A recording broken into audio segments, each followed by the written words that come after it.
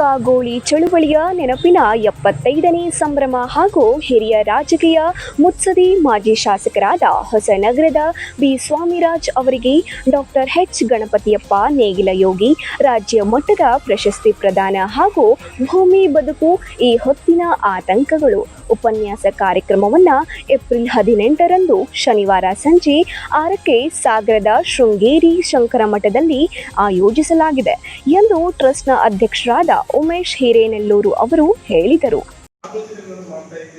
ರೈತ ಸಮುದಾಯಕ್ಕೆ ಸಂಬಂಧಪಟ್ಟಂತ ಟ್ರಸ್ಟ್ ಆಗಿರೋದ್ರಿಂದ ರೈತ ಮಕ್ಕಳಿಗೋಸ್ಕರವಾಗಿ ಒಂದು ಸ್ಕಾಲರ್ಶಿಪ್ ಕೊಡಬೇಕು.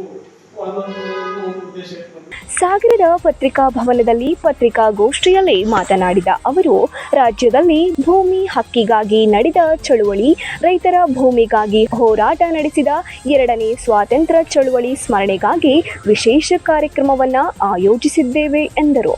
ಇಂತಹ ಚಳುವಳಿಯಲ್ಲಿ ಮುಂಚೂಣಿಯಲ್ಲಿದ್ದವರು ಮುಖ್ಯವಾಗಿ ಎಚ್ ಗಣಪತಿಯಪ್ಪನವರು, ನಂತರ ರಾಮ ಮನೋಹರ್ ಲೋಹಿಯಾ, ಗೋಪಾಲ್ ಗೌಡರು, ತದನಂತರ ಕಾಗೋಡು ತಿಮ್ಮಪ್ಪ ಅನೇಕರು ಈ ಚಳುವಳಿಯಲ್ಲಿ ಭಾಗವಹಿಸಿದ್ದು ಚಳುವಳಿಯ ಕಾವು ರಾಷ್ಟ್ರಮಟ್ಟಕ್ಕೆ ವ್ಯಾಪಿಸುವಲ್ಲಿ ಸಹಕಾರಿಯಾಗಿತ್ತು. ಇಂತಹ ಚಳುವಳಿಗೆ ಏಪ್ರಿಲ್ 18ಕ್ಕೆ 25 ವರ್ಷ ತುಂಬುತ್ತದೆ ಎಂದರು. ಎಲ್ಲ ಗ್ರಾಮಗಳಿಗೂ ಹೋಗ್ಬಿಟ್ಟು ಈ 75ನೇ ವರ್ಷದ ಕಾಗೋಡು ಚಳವಳಿಯ ನೆನಪನ್ನ ಎಲ್ಲರಿಗೂ ಮಾಡಿಕೊಡ್ಬೇಕು. ಮತ್ತೆ ಪ್ರತಿ ಹಳ್ಳಿಯಿಂದಲೂ ಒಬ್ಬೊಬ್ಬ ಸದಸ್ಯರನ್ನ ನಮ್ಮ ಕಾಗೋಡು ಗಣಪತಿಯಪ್ಪ ಸೇವಾ ಟ್ರಸ್ಟ್ಗೆ ಸದಸ್ಯತ್ವ ಪಡ್ಕೊಳ್ಬೇಕು. ಕೇವಲ ಇದು ಯಾವುದೋ ಒಂದು ಫ್ಯಾಮಿಲಿ ಟ್ರಸ್ಟ್ ಆಗಿರೋದ್ರಿಂದ ಪ್ರಯೋಜನವಾಗುವುದಿಲ್ಲ. ಎಲ್ಲ ರೈತ ವರ್ಗಕ್ಕೆ ಸೀಮಿತವಾದ ಟ್ರಸ್ಟ್ ಆಗಿರೋದ್ರಿಂದ ಪ್ರತಿ ಗ್ರಾಮದಲ್ಲಿ ಈ ಟ್ರಸ್ಟಿನ ಒಬ್ಬ ಸದಸ್ಯ ಇರಬೇಕು ಅನ್ನೋದು ನಮ್ಮ ಉದ್ದೇಶವಾಗಿದೆ. ಇದು ಈ ವರ್ಷ ಕೂಡ 75ನೇ ಕಾರ್ಯಕ್ರಮ ಆಗಿರೋದ್ರಿಂದ ಇಡೀ ವರ್ಷ ಕಾರ್ಯಕ್ರಮ ಹಮ್ಮಿಕೊಳ್ತಾ ಇದ್ದೀವಿ. ಪ್ರತಿ ಹಳ್ಳಿಗಳಲ್ಲೂ ಕಾರ್ಯಕ್ರಮ ಸದಸ್ಯರು ಅಭಿಯಾನವನ್ನು ಮಾಡಬೇಕು ನಮ್ಮ ಉದ್ದೇಶವನ್ನು.